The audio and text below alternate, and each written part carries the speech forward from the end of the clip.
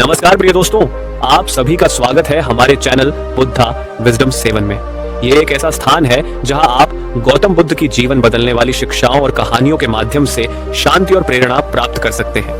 अगर आपको हमारी कहानियां प्रेरणादायक लगती हैं तो हमारे चैनल को सब्सक्राइब करें और इस वीडियो को अपने दोस्तों के साथ जरूर शेयर करें ताकि वे भी इस ज्ञान का लाभ उठा सकें।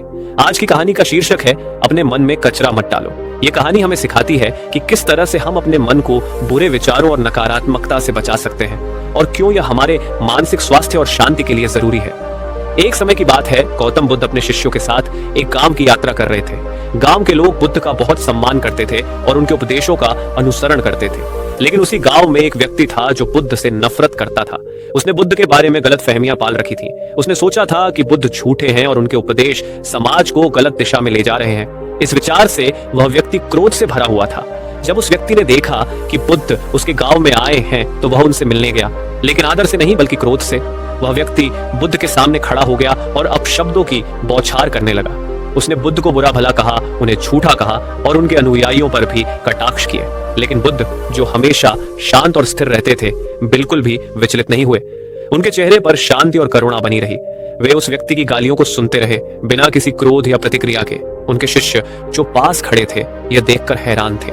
वे सोच रहे थे कि कोई कैसे इतने अपमानजनक शब्दों को शांतिपूर्वक सहन कर सकता है। जब वह व्यक्ति थककर शांत हो गया तो बुद्ध ने बड़ी कोमलता से उससे पूछा, भाई, अगर कोई व्यक्ति तुम्हें एक उपहार दे और तुम उसे स्वीकार न करो तो वह उपहार किसके पास रहेगा?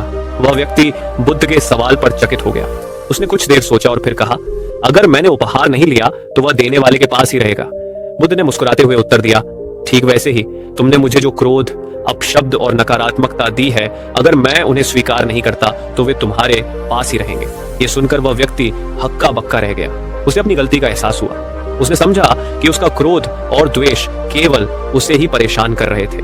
बुद्ध के चेहरे पर शांत मुस्कान देखकर उसकी नफरत एक पल में खुल गई। उसने महसूस किया कि बुद्ध के पास जो शांति है वह उनके मन की स्वच्छता और विचारों की पवित्रता का परिणाम है। बुद्ध ने आगे समझाया, हमारे मन को एक बगीचे की तरह समझो।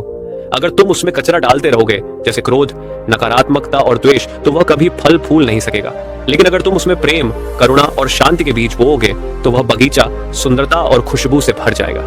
वह व्यक्ति जो कुछ समय पहले तक बुद्ध का आलोचक था, अब उनके चरणों में झुक गया। उसने अपने अपशब्दों और बुरे विचारों के लिए माफी मांगी।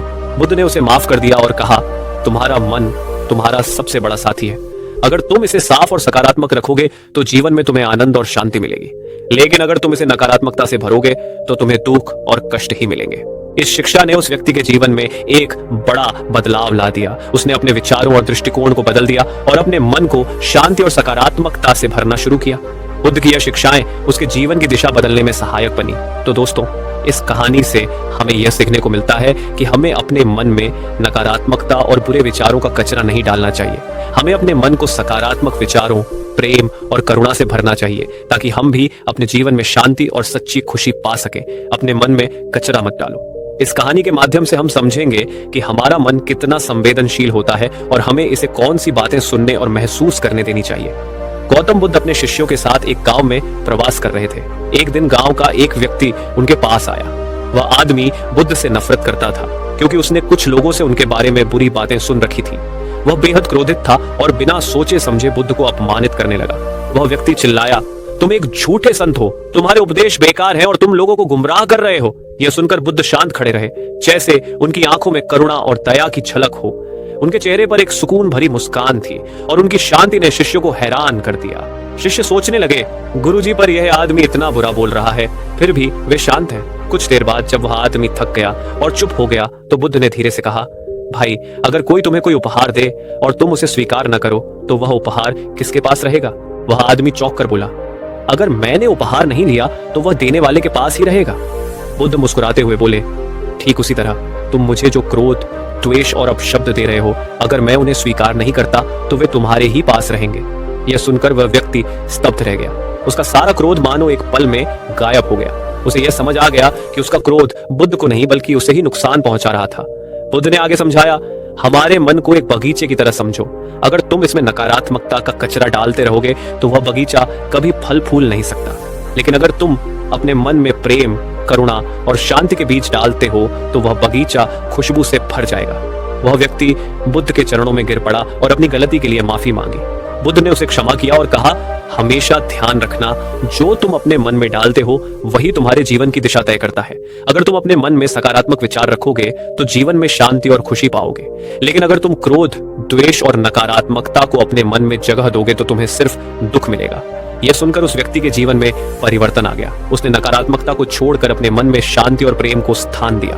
बुद्ध की इस शिक्षा ने उसे जीवन की सच्ची राह दिखा दी। दोस्तों, इस कहानी से हमें यह सीखने को मिलता है कि हमें अपने मन में बुरे विचार, क्रोध या नकारात्मकता का प्रवेश नहीं होने देना चाहिए।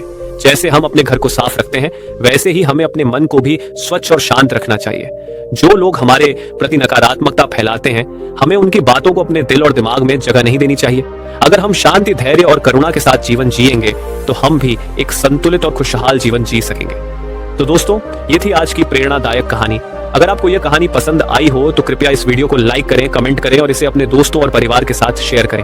और हाँ, हमारे चैनल बुद्धा विजडम 7 को सब्सक्राइब करना ना भूलें ताकि आप ऐसी और भी प्रेरणादायक कहानियां सुन सकें। धन्यवाद और आपका दिन शुभ हो।